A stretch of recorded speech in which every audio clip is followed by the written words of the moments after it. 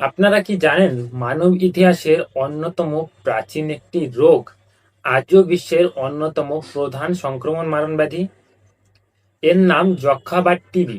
আপনারা হয়তো ইতিহাসের বইতে কারোর মুখে কোথাও না কোথাও এর নাম তো শুনেছেন, কিন্তু টিবি বর্তমান সময়েও একটি বড় সমস্যা।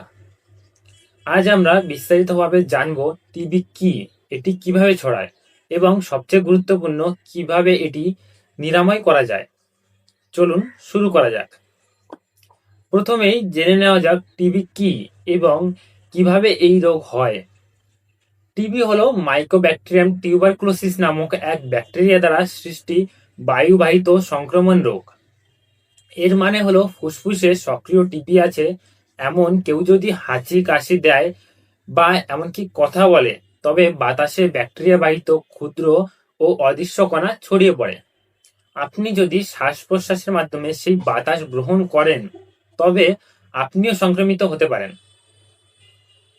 তবে এখানে একটি অত্যন্ত গুরুত্বপূর্ণ তথ্য হলো, ব্যাকটেরিয়া নিঃশ্বাসের সঙ্গে গ্রহণ করা মানে এই নয় যে আপনি স্বয়ংক্রিয়ভাবে অসুস্থ হয়ে পড়বেন।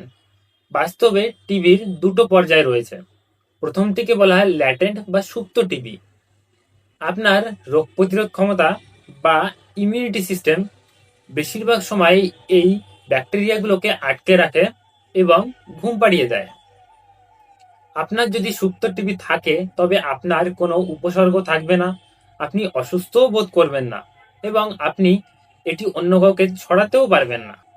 কিন্তু প্রায় 5 থেকে 10% মানুষের ক্ষেত্রে এই ব্যাকটেরিয়াগুলো জেগে ওঠে, বংশবৃদ্ধি করে এবং শরীরের রোগ প্রতিরোধ ক্ষমতাকে পরাস্ত করে। এটি তখন সক্রিয় টিবি বা অ্যাক্টিভ টিবির ডিজিজে পরিণত হয়। টিবি যখন সক্রিয় হয় তখন এটি সাধারণত ফুসফুসকে আক্রমণ করে, তবে এটি দেহের যে কোনো অঙ্গে হতে পারে। জেনে নিই আপনার কোন কোন লক্ষণগুলো হলে সতর্ক থাকা উচিত। সবচেয়ে সাধারণ লক্ষণগুলি হলো 2 সপ্তাহ বা তার বেশি সময় ধরে তীব্র কাশি, কাশির সাথে কফ বা রক্ত পড়া এবং বুকে ব্যথা। এছাড়া চরম ক্লান্তি, ওজন কমে যাওয়া, জ্বর এবং রাতে অতিরিক্ত ঘাম হওয়ার মতো সমস্যাও দেখা যাবে।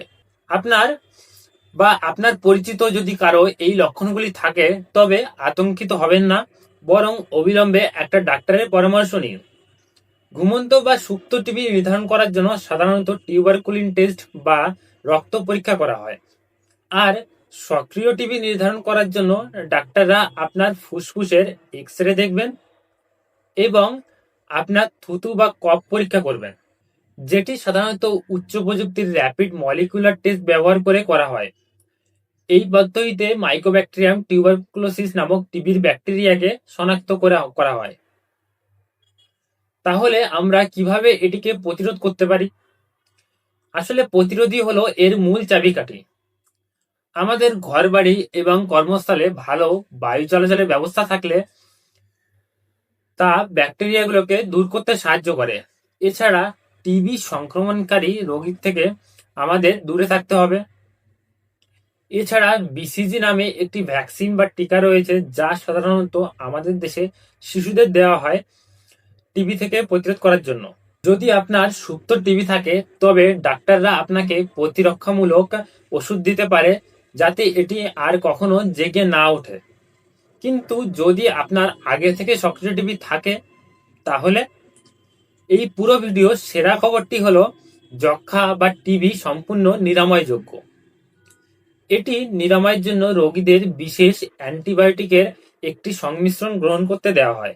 যেহেতু টিবি ব্যাকটেরিয়াগুলো অত্যন্ত শক্তিশালী, তাই আপনাকে এই ওষুধগুলো অন্তত 6 মাস ধরে খেতে হবে। প্রতিটি ডোজ গ্রহণ করা খুবই গুরুত্বপূর্ণ। আপনি যদি শুধু একটু ভালো বোধ করছেন বলে খুব তাড়াতাড়ি ওষুধ খাওয়া বন্ধ করে দেন, তবে ব্যাকটেরিয়াগুলো মিউটেট করতে পারে এবং ড্রাগ রেজিস্ট্যান্স ব্যাকটেরিয়ায় পরিণত হতে পারে, যা চিকিৎসা করা অনেক কঠিন।